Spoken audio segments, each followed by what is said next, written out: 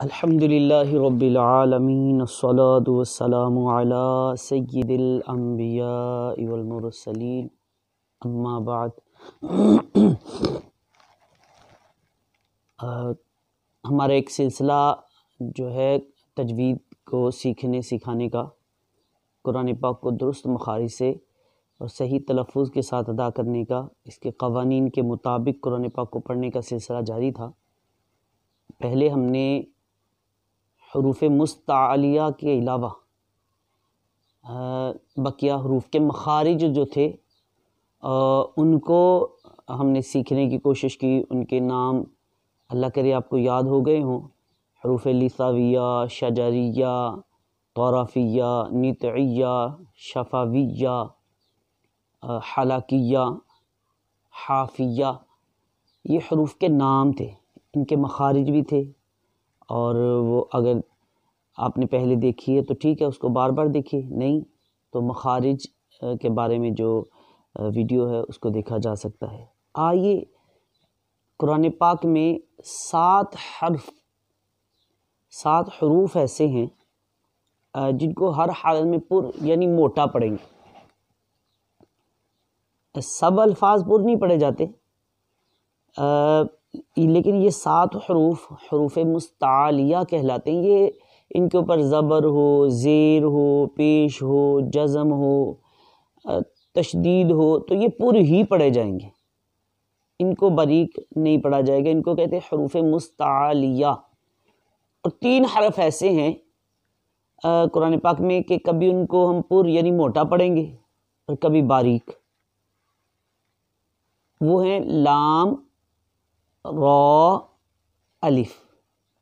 یہ تو حروف کبھی پڑھے جاتے ہیں، موٹے پڑھے جاتے ہیں، اور کبھی باریک پڑھے جاتے ہیں۔ ان کے اصول، ان کا قاعدہ یہ ہے، الف کے لیے تو آسان یہی ہے کہ الف اپنے ما قبل کے تابع ہوتا ہے۔ الف اگر پچھلا حرف پر ہے تو الف کو بھی پر پڑھیں گے، اور پچھلا حرف باریک ہے تو الف کو بھی باریک ہی پڑھیں گے۔ الف کے تو آسان یہی قاعدہ ہے۔ اسی طرح لام، صرف اس میں جلالت اللہ عز و جل کا جو لام ہے نا، اللہ، اس سے پہلے اگر زبر اور پیش ہوگی تو اس کو موٹا پڑے گی۔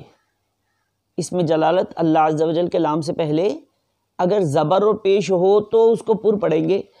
بقیہ سب لام، اللہ عز و جل کے لام سے پہلے زیر ہو پھر بھی باریک پڑھیں گے، اور کوئی اور لام ہے الذی والذی، ان میں جو ہے نہیں پڑھیں گے، یہ لام باریک پڑھے جاتے ہیں۔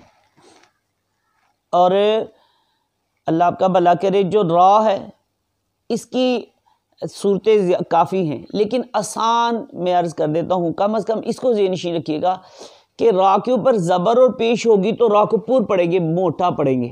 را کے اوپر زبر اور پیش ہوگی تو، اور را کے نیچے زیر ہوگی تو را کو باریک پڑھیں گے۔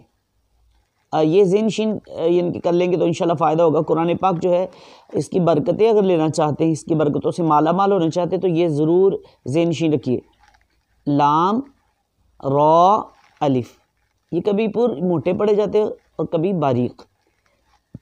اور 7 حرف جو پڑھے جاتے ہیں: نمبر 1 خا، نمبر 2 صاد، نمبر 3 ضاد، نمبر 4 غین، نمبر 5 صا، قاف، اور نمبر 6 طا، اور نمبر 7 وا۔